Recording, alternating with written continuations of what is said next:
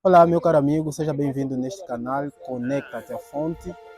Aqui nós gravamos vídeos para edificação da nossa vida espiritual, para então assim nos prepararmos para o breve encontro com o nosso Senhor Jesus Cristo. Se estás aqui conectado, não é por acaso, é porque o Senhor tem uma mensagem para ti, para a tua família, para então as pessoas mais próximas de ti.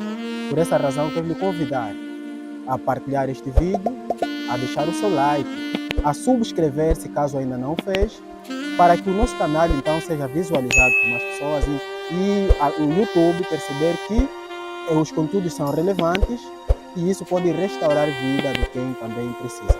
Por isso seja meu parceiro, ligando-se neste propósito.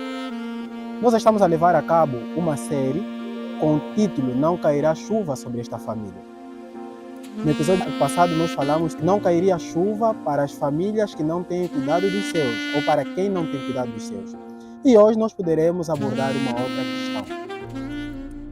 Uma certa mulher casada, que tinha 3 filhos, enquanto continuava o seu relacionamento com seu esposo, descobriu então que seu parceiro constituiu uma outra família onde ele também teve filhos. E isso criou grande constrangimento que chegou ao ponto dela abandonar o seu lar.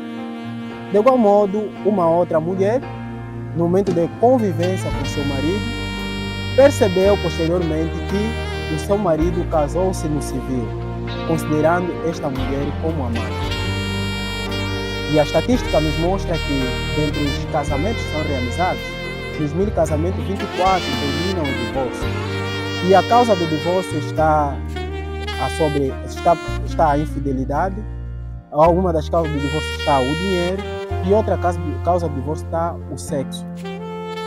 E assim também como muitos decidiram abandonar os seus lares porque não se sentiam felizes. E a pergunta que eu faço para você, será que está correto pensarmos assim? Por achar que não mais amo a minha esposa, devo abandonar o meu lar? Qual é o posicionamento da Bíblia e o que parecer Deus tem diante dessa toda a situação? Por isso, continua aí ligado e antes vamos então orar. Bendito Deus, obrigado Senhor por este momento. Permita que a Tua palavra seja entendida, seja ouvida e reavivada na nossa vida. Em Jesus Cristo. Amém. Amigo, hoje nós vamos tratar de um assunto muito importante dentro dessa série.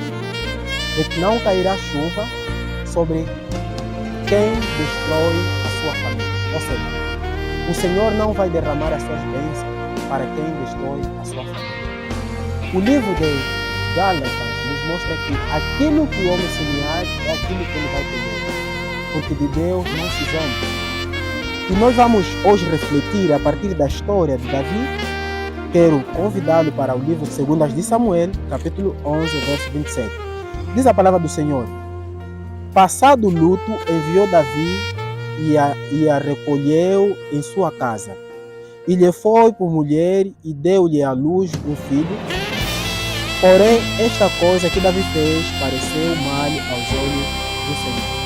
O texto que nós lemos trata sobre a questão de Davi. No verso 1 diz que Davi, em tempo em que os reis saíam para a guerra, ele estava no seu palácio, observando a sua área de rendição.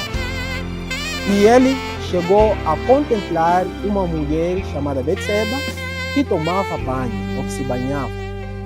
E esta mulher era muito bonita. Davi olhou nesta mulher e desejou tomá-la como sua esposa, ou como sua mulher. A Betseba era mulher de um dos jovens, de um dos guerreiros que fazia parte do exército de Davi, Urias. E Davi mandou então assim chamar esta mulher, deitou-se com ela, porque a Bíblia diz nos versos mais abaixo que essa mulher estava já no momento do período fértil, E quando Davi se deitou, isso você pode ver no verso 4 do capítulo 12, quando Davi deitou-se com ela, a mulher então esteve grávida. A mulher comunicou a Davi, Davi mandou chamar o seu marido e então procurou fazer com que esse marido fosse deitar-se com a sua esposa. O homem, como conhecia os princípios de guerra, conhecia os princípios, era temente a Deus, não aceitou as propostas de Davi, que até chegou de embriagá-lo. Porém, Davi chegou até o ponto de ele ter esse homem diante de uma grande batalha e o homem foi morto, ou seja, Davi cometeu homicídio. E por essa razão, nós vimos Deus a repreender Davi, diz que o que ele fez não agradou ao Senhor. Amigo, antes de Davi partir por esta prática, Davi tinha a proteção de Deus. Você vai ver que sempre que Davi foi perseguido pelos seus inimigos, Davi venceu. Porém, quando ele se afastou de Deus, quando ele cometeu este pecado, o Senhor se afastou dele e as maldições, as consequências sobrevieram a ele. Tanto que o Senhor, por desagrado, mandou o profeta Natã o profeta para falar a ele. Nós olhamos que o profeta, quando ele chega até Davi, o profeta Natã, ele mostrou o quão o Senhor reprovou a sua situação. O tanto que ele disse que a guerra, no verso 10, a guerra não poderia então assim apartar-se da casa de Davi. A espada não poderia apartar-se da casa de Davi. E nós conseguimos constatar isso quando então Davi passou em consequências terríveis, como incesto. Tamar, que é uma das filhas que ele teve, que é a irmã de Absalão, que teve como outra mulher, foi violada pelo seu filho Amon.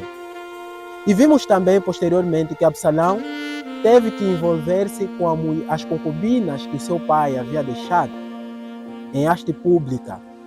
Também conseguimos constatar que Absalão matou seu irmão Amon por ele ter violentado a sua irmã Tamar. Então, o seu irmão cometeu aí o homicídio. E nós também constatamos a rebelião de Absalão. E isso originou a fuga de Davi, porque poderia ser morto pelo seu próprio filho. E depois nós constatamos a morte de Absalão, por intermédio da guerra, cujo pai era o líder daquele grupo. E constatamos também a morte do filho de Betseba, que ele fez com Davi diante do adultério. Davi viveu estas duras consequências. Davi viveu estes momentos de maldições em sua família. Isso comprova de que Deus não pode destruir uma família para construir outra. Deus não pode abençoar uma família enquanto outra está aí a sofrer. E Davi passou por essas sérias consequências por causa daquilo que ele fez. Isso nos mostra também a história de Jó. Jó, o Senhor permitiu que a sua família fosse destruída, os filhos morreram, a riqueza perdeu-se. Mas uma coisa que é importante, um aspecto que nós devemos observar, por que Deus não permitiu a morte da esposa de Jó? Deus permitiu que Jó perdesse tudo. Independentemente dos defeitos que a nossa parceira, que o nosso parceiro tem, nós somos convidados a permanecer fiéis nesse relacionamento para que Deus molde e tenhamos um relacionamento para a honra e glória do Senhor. Amados, Deus não destruiu o casamento de Jó, como não aprova destruição de outros casamentos, porque o casamento e a família fazem parte do projeto dele. Foi Deus que originou o casamento e foi Deus que originou a existência de família. Deus não permitiu a destruição do casamento, porque Deus, diz a Bíblia, o que Deus une, nenhum homem, nenhuma circunstância deve separar, a não ser por intermédio da morte. E depois, pela dureza do nosso coração, Deus permitiu que o casamento fosse então rompido por intermédio de infidelidade. Caso a pessoa que sofreu não queira perdoar, e dá o privilégio da pessoa casar-se novamente. Então, amados, para aqueles que se divorciam deliberadamente, estes a Bíblia também tem uma posição. E eu quero convidá-lo para o livro de Marcos, capítulo 10.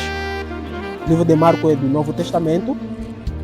Capítulo 10, quero aqui fazer a leitura com o irmão, para vermos qual é a posição de Deus diante das pessoas que se divorciam deliberadamente. Marcos capítulo 10, verso 11, diz assim: qualquer que deixar a sua mulher e casar com outra, adultera contra ela. E se a mulher deixar o seu marido e casar com outro, adultera. E o apóstolo Paulo diz que seria bom que o homem não se separasse. Então, se separem, que os dois continuem assim. Ou seja, quando pessoas por intermédio de conflitos se separam, então não devem mais constituir uma outra relação. Porque quem assim o fizer, de acordo com a Bíblia que nós lemos, diz que ele passa a viver em adultério. Infelizmente, irmãos, muitos vivem em adultério. Casam-se com homens que um dia se divorciaram. casam-se com mulheres que um dia se divorciaram. É provável que a mulher de João capítulo 4, aquela mulher samaritana, estivesse a viver nessa condição. Por isso que Jesus Cristo diz que, olha, a mulher, o homem com quem você está a viver, não é teu. Por isso, irmão, não queima tempo com o marido que não é teu. Não queima tempo com a mulher que não é tua. Pensa ainda comigo. Por que você não tem o privilégio de publicar o seu namorado, que tem esposa, que tem esposo, nas redes sociais? Por que vocês fazem tudo às escondidas se esse homem ama você e quer você? Porque vocês conscientemente sabem que estão a fazer uma coisa que é reprovável aos olhos de Deus e aos olhos dos homens. Então, não queima mais tempo para o homem ou com o homem que não é seu. Sim, amado. Deus é o mesmo de ontem, Deus é o mesmo de hoje, Deus é o mesmo para todo sempre. A sua palavra não muda. Os seus mandamentos não mudaram e nunca mudarão. E a família continua e continuarão a ser o projeto perfeito de Deus. Por essa razão, Deus não vai permitir que alguém possa destruir a sua família e construir outra. Infelizmente, nós estamos vivendo em um tempo em que pessoas terciárias estão destruindo os relacionamentos dos outros. Os amantes estão destruindo aquilo que é o projeto de Deus. E essas pessoas receberão de Deus maldição. Porque a palavra de Deus é a mesma para todos, que diz em Êxodo capítulo 20, de que não devemos adulterar, ou seja, não adulterarás segundo a sua palavra. E por que não devemos adulterar? Irmãos, quando nós partimos por essa prática, nós destruímos a nossa vida. Ou seja, o adultério destrói a vida de quem pratica. Confirma isso no livro de Provérbios, capítulo 16, capítulo 6, verso 32. Você vai constatar aí o que a Bíblia fala sobre esse aspecto. Provérbios, capítulo 6, 32, diz assim: assim o que adultera como a mulher é falta de entendimento. Aquele que faz isso destrói a sua própria alma. Em outra versão diz que essa pessoa não tem juízo. Então, o adultério destrói primeiramente quem pratica. Em segundo aspecto, o adultério destrói família, tal como nós vimos. Davi, por se envolver com a Betseba, destruiu assim a família de Urias, tanto que provocou a morte de outro. Irmãos, o adultério destrói a igreja, o adultério destrói a nação.